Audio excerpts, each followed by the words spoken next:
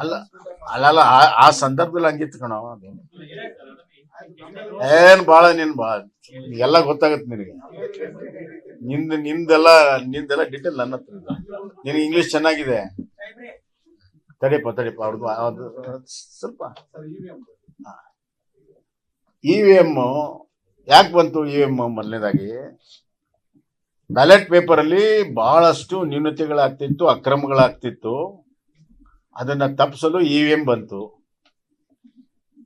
EVM ನಮ್ಮ ಹಳ್ಳಿ ಜನನು ಕೂಡ ಈಗ ಬಹಳ ಅಚ್ಚುಕಟ್ಟಾಗಿ ಅದನ್ನ ಉಪಯೋಗ ಮಾಡಕ್ ಕಲ್ತಿದ್ದಾರೆ.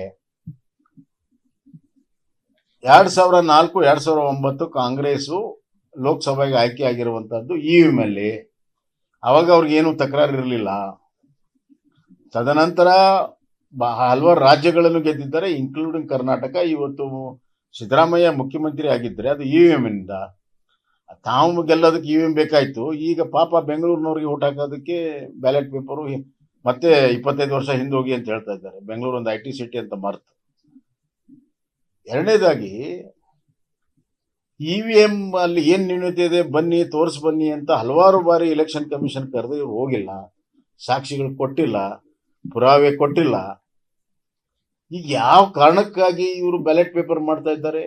ನಿನ್ನೆಲ್ಲ ಹೇಳಿದ್ದಾರೆ ಅನುಭವದಿಂದ ಪಾಠ ಕಲ್ತಿದ್ವಿ. ಏನ್ ಅನುಭವ? ಯಾವ ರೀತಿ ಅನುಭವ? ಅದಕ್ಕೆ ನಾನು ಹೇಳಿದ್ದೇನೆ, EVM ನಿಮ್ ನಂಬಿಕೆ ಇಲ್ಲ ಅಂದ್ರೆ EVM ಆಯ್ಕೆ ಆಗಿದ್ದೀರಿ, ರಾಜೀನಾಮೆ ಕೊಡಿ, ಆಮೇಲೆ ನೀವು ಬ್ಯಾಲೆಟ್ ಬಗ್ಗೆ ಮಾತಾಡಿ.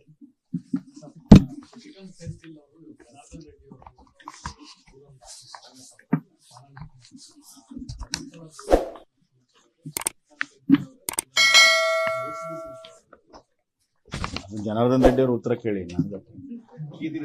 ಲೇಟೆಸ್ಟ್ ಹಾಗೂ ಇಂಟ್ರೆಸ್ಟಿಂಗ್ ಸುದ್ದಿಗಳಿಗಾಗಿ ಬಾಸ್ ಟಿವಿ ಕನ್ನಡ ಚಾನೆಲ್ನ ಸಬ್ಸ್ಕ್ರೈಬ್ ಮಾಡಿ. ಹಾಗೆಯೇ ಬೆಲ್ ಐಕಾನ್ ಪ್ರೆಸ್ ಮಾಡಿ. ಇದರ ಜೊತೆಗೆ ಫೇಸ್ಬುಕ್, ಇನ್ಸ್ಟಾಗ್ರಾಮ್, ಎಕ್ಸ್ ನಲ್ಲೂ ಮಿಸ್ ಮಾಡದೆ ಫಾಲೋ ಮಾಡಿ.